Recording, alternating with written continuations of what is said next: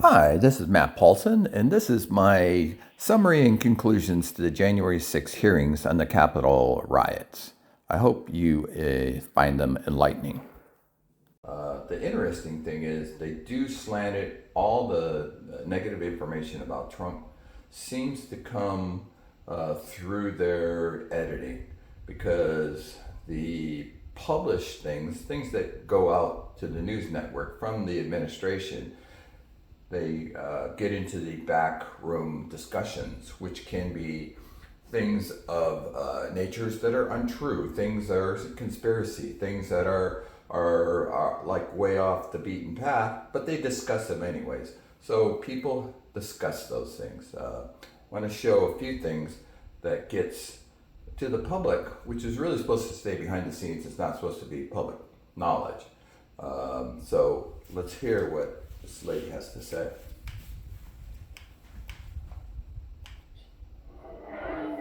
Center stage at last night's hearings about the January 6th riot, President Trump's inaction as his supporters carried it out, and law enforcement feared for their lives. Remember, we need to look now. If we lose any more time, we may lose the ability to leave. One jarring moment, listening to the Secret Service radio for help. Testimony from a Secret Service agent whose identity was protected captured the fear in the vice president's detail. There was a lot of yelling, a lot of very personal calls over the radio. So it was disturbing. I don't like talking about it, but there were calls to say goodbye to family members, so on and so forth. That is the most strangest comment from anybody testifying. The Secret Service, instead of doing his job, is making personal phone calls, and they think the riot is so bad, it's like the Russians have launched nuclear missiles, and so they've called home and they're saying goodbye to their wives. That is the most stupidest thing, and why anybody would not say, excuse me, are you serious? Are you really saying that instead of doing your job, instead of trying to control the riot or stop people from coming into the Capitol, that you're calling home and you're telling your wife goodbye because you might not live to that somehow your life is threatened by a bunch of rioters coming in? This is crazy. This is absolutely crazy. The committee showed that as the attack raged, those around Trump were urging him to call for the mob to stop. And when Trump tried to get the Secret Service to allow him to go to Capitol grounds where he could call off the riot, they said it was too dangerous, so he couldn't go. And the other weird thing is that they are urging the president to make a video or make a tweet to get them to stop. How can you tweet or make a video and have a bunch of rioters all of a sudden go to their phones, go to their TV sets, and they're going to somehow look and find out that the president is calling off the protest? This is ridiculous. What they didn't do is interview the rioters and find out why they left. No one looked at their phones to check to see what Trump was saying. No one was watching videos to see if Trump was going to call off the protest. The real reason why the rioters left is because Mike Pence called for the FBI, 1,800 servicemen, to go and bring order to the Capitol, and that's why the rioters left. Even the former president's own son, Don Jr., texted White House Chief of Staff Mark Meadows at 2:53. He wrote, "He's got to condemn this ASAP. The Capitol Police tweet is not enough." Meaning a tweet will not stop the rioters, so they've got to condemn it some other way. And that did happen. So Donald Trump did condemn the attack. It's on video, but the way they show it makes it look like that he was condoning the riot. And he doesn't. He tells everybody to go home. And then in his January 7th video, he condemns. He says all the rioters are going to go to jail, the ones who trespass. And that's what we see now, that there's almost 1,000 people that have been convicted of trespassing and various things. Not insurrection, but they've been convicted of trespassing and violence. And those people have gone to jail. And that's what Donald Trump has said. That swears or affirms to faithfully execute the office of President of the United States, and to the best of their ability, kind of interesting. To the best of my ability, I think that's what Trump has done. So if they don't agree with this, if they say that he's violated his oath of office, then the burden's on them, because they have to show that Trump did something against the Constitution that violates this statute. Now let's hear what the summary is for the January 6th hearings from this lady. And is the commander-in-chief of our military. Our hearings have shown the many ways in which President Trump tried to stop the peaceful transfer of power in the days leading up. You know, when you go to the court system and you try to get information that you feel that there was some wrongdoing, that's what you do. That's what Trump did. He did not go try to inspire an insurrection. This whole idea of insurrection is a total lie from the liberal press. The Proud Boys and other rioters had stormed through the first barriers and begun the attack.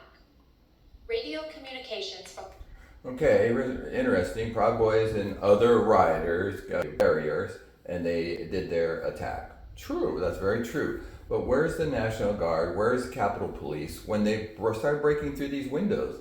They're not there. They're film footage and they're freely roaming into the Capitol. This is crazy that someone would say that it's Trump's fault that the Capitol Police and National Guard are not called, they're not doing their job, or they're making private phone calls calling home.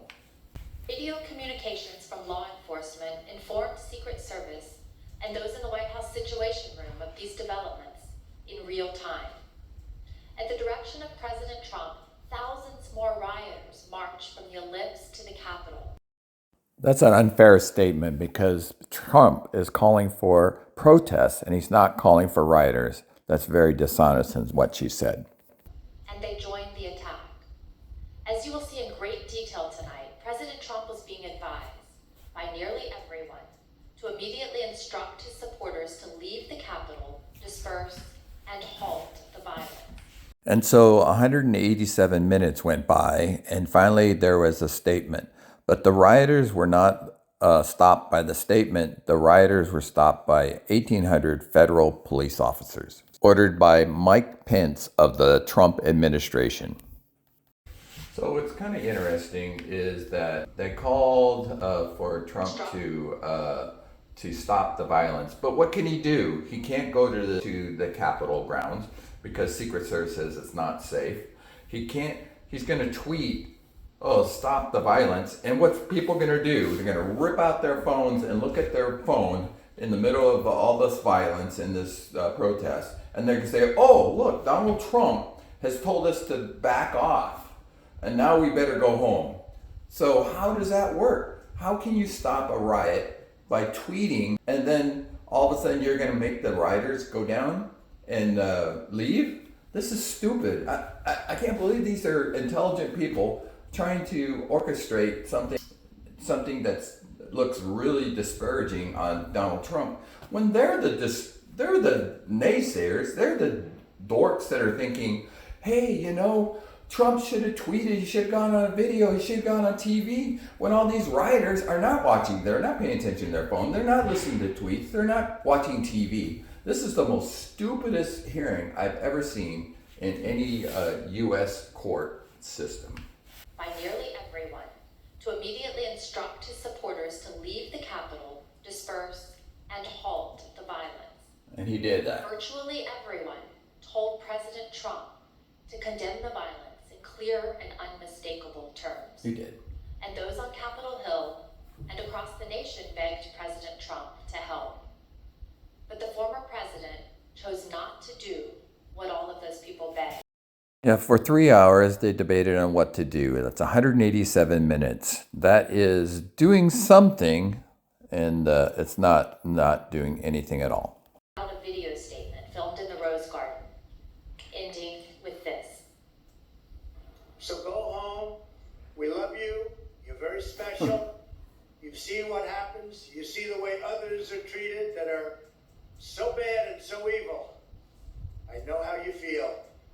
But go home and go home in peace. And how many of the rioters watched that video on January 6th? Absolutely none. They went home in peace because the FBI told them to leave by 6 or they would be arrested. Okay, so the January 6th committee brings up 2 pipe bombs that were found on or planted on January 5th, and they were found on January 6th. By that time, 2 pipe bombs had been found at locations near the Capitol. The FBI is still frustrated by the pipe bombs. One pipe bomb was found in the RNC, the Republican National Committee alley. Then another one was planted by the DNC park bench. The FBI says there was timers built into the pipe bomb, but they didn't go off. So who planted the pipe bombs? Was it the Proud Boys, the Oath Keepers, or Antifa? Who would benefit the most? It is my guess that it would be somebody who was against both the Democratic and Republican parties. It would be most likely a militant wing of some fringe group, not a pro-Trump group. This lady is absolutely just barking up a storm, but saying really nothing. Where's the insurrection? Where is the violation of the Constitution or the stoppage of the election results? It's a protest. It was supposed to be a protest. That's what Donald Trump set it up as. That's what the rioters, they just took it too far. It's the rioters' fault. They're the ones who go into jail and not anybody else. And to say that Donald Trump has some fault in this because he called for a protest and it turned into a riot, that's totally dishonest. Rioters took the floor of the Senate. They rifled through desks and broke into offices, and they nearly caught up to Vice President Pence. They rifled through desks. I guess they were looking for Pence in the desks? Give me a break. Guns were drawn on the House floor. That's a lie. No guns were pointed at anybody in the House floor. There were 12 people that were charged with carrying weapons on Capitol grounds, and some of them were police agents who illegally carried them outside of the Capitol grounds. A rioter was shot attempting to infiltrate the chamber. Yeah, a rioter was shot trying to go through a window. Unarmed rioter. She didn't have a flagpole. She didn't have anything. She was an unarmed rioter. If you watch the video, I don't think this video was even shown.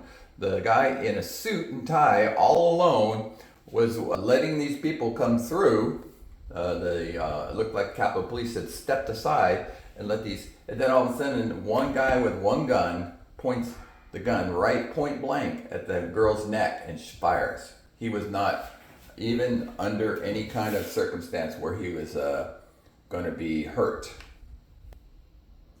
We know virtually all the rioters were motivated by President Trump's rhetoric that the election had been stolen, and they felt they needed to take their country back.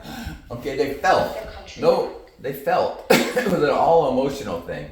So Donald Trump told them, hey, let's go have a protest. The protesters become rioters, got out of control. It's not Donald Trump's fault that the protesters became rioters. You can say that he inspired them to do it, but he didn't actually say, hey, let's go break into the Capitol. This is a farce. From the time when President Trump ended his speech until the moment when he finally told the mob to go home, a span of 187 minutes, more than 3 hours. What you will learn. Okay, so 187 minutes, Donald Trump sat idly or was either getting information from his advisors on what to do. Where's the security that's supposed to happen? Why can 10,000 people come up the stairs and trespass on the Capitol grounds without too much trouble? This is crazy. This is showing that our security on Capitol grounds is not appropriate. It's inept. There's some mismanagement. Can't blame this on Trump just because he called for a protest and it turned to a riot. But on January 6th, when lives and our democracy hung in the balance, President Trump refused to act because of his selfish desire to stay in power. That is absolutely stupid. People say that because it's some mass hysteria on this is Trump's idea to stay in power. Just because he went to the courts and he wanted to evaluate all these problems with voting fraud. You know, even though that nothing was really proved on a systematic level, there was some vote disparities, and so those things were dealt by and local officials, and they've been proven not to be substantial. So that's really the only thing that Trump might disagree with. So by Trump going to the court system is not trying to stop a certified election. It's his way of being an American citizen saying, hey, I'm protesting. I think there was some shenanigans in voting machines or voting counting, and I wanted to double check to see if this is some type of mass fraud committed on American people. I don't think that's a crime. That's a conspiracy at this point, but it doesn't mean that Donald Trump is guilty of a crime. There's nothing in the laws that says people who go to the court system and think that a voter election was inaccurate it's not a crime to do that. It might be a conspiracy, but it's not a crime. And to have a whole hearing on something like that is to me a total waste of time, and it's stupidity. Desire to stay in power. Wrong. Because the president was basically saying, no, I'm okay with this. That's really a stretch to make the assumption that the president is okay with people getting hurt, killed, and rioting. That's not true. Again, I got the sense that they were scared. They, meaning Mr. McCarthy and people on the Hill, because of the violence? That he was scared. Yes. Think about that. Leader McCarthy, who was one of the president's strongest supporters, was scared and begging for help. Yeah, they were scared and begging for help, but no one would help. Capitol Police were overwhelmed. The people in charge of security, the secret police, overwhelmed, not doing their job.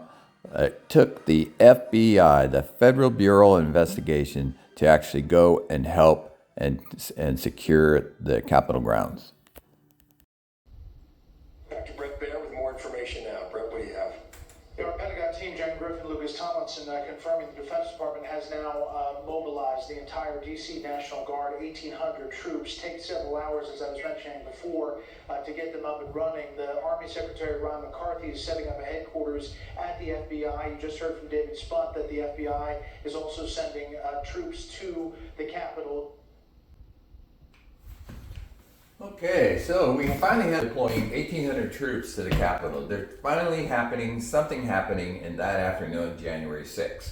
So I believe the federal FBI is controlled by the presidency. So it looks like Donald Trump is doing something. So to say that he's not doing something, or to say that he's sitting idly watching Fox News, would be an inaccurate statement. It's no coincidence then that President Trump finally gave in and went out to the Rose Garden at 4:03. The script said, quote, "I'm asking you to leave the Capital Region now and go home in a peaceful way." The president was urged to stick to this script, but he spoke off the cuff. Let's hear what they had to say and see the never-before-seen raw footage of the president recording this video message. Good case? Yeah, when you're ready, sir.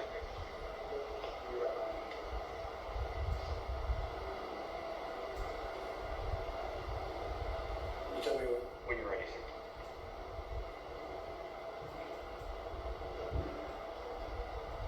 who's behind me? He's got around. We're all clear now. I know you're pain. I know you're hurt. We had a election, let me say. I know your pain. I know you're hurt. We had an election that was stolen from us. It was a landslide election, and everyone knows it, especially the other side. But you have to go home now. We have to have peace. We have to have law and order. We have to respect our great people in law and order. We don't want anybody hurt. It's a very tough period of time.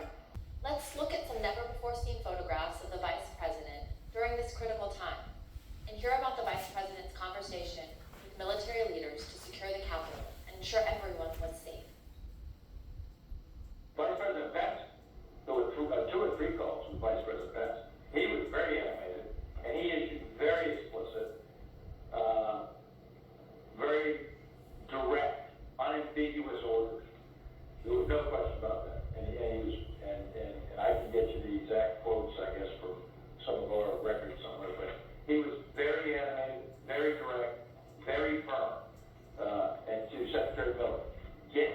military down there, get the guard down here, put down this situation, etc. As you heard earlier in the hearing, Okay, she's not even commenting about that. Think about it. The vice president, who is under the president, is ordering the National Guard to come out and any military means to get order into the Capitol grounds. I don't understand why their people aren't talking about this. Why is this a 10-second or 30-second segment and no one's talking about it? It is the federal government's responsibility to bring peace to that Capitol. And here we got Pence calling for the National Guard, calling for the FBI. We have the administration is actually the source of bringing peace and stopping the rioters, and nobody wants to talk about it. time he had addressed the nation from the Rose Garden. Let's take a look. Whenever you're ready, sir.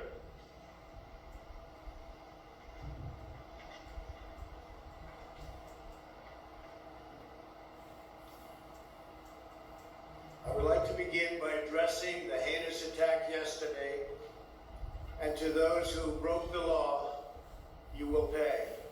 You do not represent our movement, you do not represent our country, and if you broke the law, you can't say that. I'm not gonna, I already said you will pay. The demonstrators who infiltrated the Capitol have defied the seat of justice. It's defiled, right? See, I can't see it very well. Okay, I'll do this. I'm going to do this. Let's go. But this election is now over. Congress has certified the results. I don't want to say the election's over. I just want to say Congress has certified the results without saying the election's over. Okay? But Congress is certain. Now Congress. Yeah. Like, Now Congress. I didn't say over. So let me see. Don't go to the paragraph before.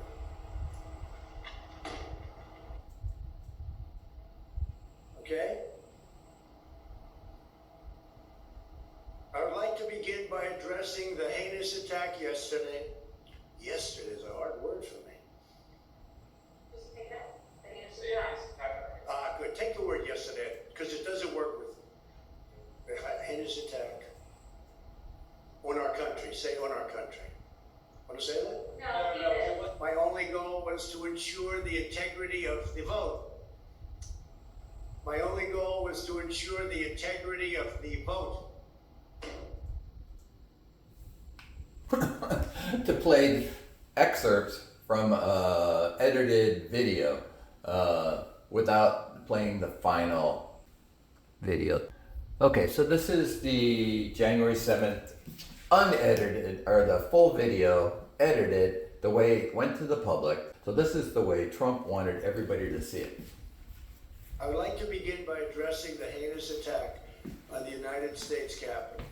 Like all Americans, I am outraged by the violence, lawlessness, and mayhem. I immediately deployed the National Guard and federal law enforcement to secure the building and expel the intruders. America is and must always be a nation of law and order. The demonstrators who infiltrated the Capitol have defiled the seat of American democracy. To those who engaged in the acts of violence and destruction, you do not represent our country. And to those who broke the law, you will pay. We have just been through an intense election and emotions are high, but now tempers must be cooled and calm restored. We must get on with the business of America. My campaign vigorously pursued every legal avenue to contest the election results. My only goal was to ensure the integrity of the vote. In so doing, I was fighting to defend American democracy. I continue to strongly believe that we must reform our election laws to verify the identity and eligibility of all voters and to ensure faith and confidence in all future elections. Now Congress has certified the results. A new administration will be inaugurated on January 20th. My focus now turns to ensuring a smooth, orderly, and seamless transition of power. This moment calls for healing and reconciliation. 2020 has been a challenging time for our people. A menacing pandemic has upended the lives of our citizens, isolated millions in their homes, damaged our economy, and claimed countless lives. Defeating this pandemic and rebuilding the greatest economy on earth will require all of us working together. It will require a renewed emphasis on the civic values of patriotism, faith, charity, community, and family. We must revitalize the sacred bonds of love and loyalty that bind us together as one national family. To the citizens of our country, serving as your president has been the honor of my lifetime. And to all of my wonderful supporters, I know you are disappointed, but I also want you to know that our incredible journey is only just beginning. Thank you, God bless you, and God bless America. Okay, so there's about 3 or 4 things you can get from the summary of the January 6 hearings. One is that Donald Trump called for a protest. He did not call for a riot. 2, the federal government, FBI, were the first ones to really try to take control of the Capitol. Capitol Police were inept. They didn't do their duty. They didn't do their job. Secret police were inept. They did not do their duty. They did not do their job. They were making private phone calls when they should be taking action. Mike Pence is the one who did his job. He called for military. He called for FBI. He called for order. He's the one, and that is the Trump administration. That's not some rogue guy calling for peace. That is the Trump administration that is bringing peace to the Capitol. So all in all, when you come to the final conclusion, you got to watch the final videotape, and you can't watch the edit outtakes because that's discussion that's not for us to see. We can look at that. We can see Donald Trump making comments, making suggestions, things that were not in the video. Donald Trump has the right to believe what he wants to believe. He can believe elections were either stolen or somehow there was some inappropriate counts, and we can let him believe that. But we, as a nation, we should be looking at the final edit of the video and accepting his condemnation. All those trespassers, all the ones who caused violence, Oath Keepers, Proud Boys, all those guys, they went to jail. They need to go to jail to learn a lesson. So that's the final takeaway from this. You should not be condemning Donald Trump for having weird ideas. There's many presidents that had many weird ideas. We had McCarthy era things that were done, and presidents believed that communism was infiltrating Hollywood and things like that. Presidents can believe crazy things, but it doesn't mean that they're bad people. It just means that they have some weird ideas. And having a weird idea is not a crime. So that's the way I put it together, and that's the way it should be done.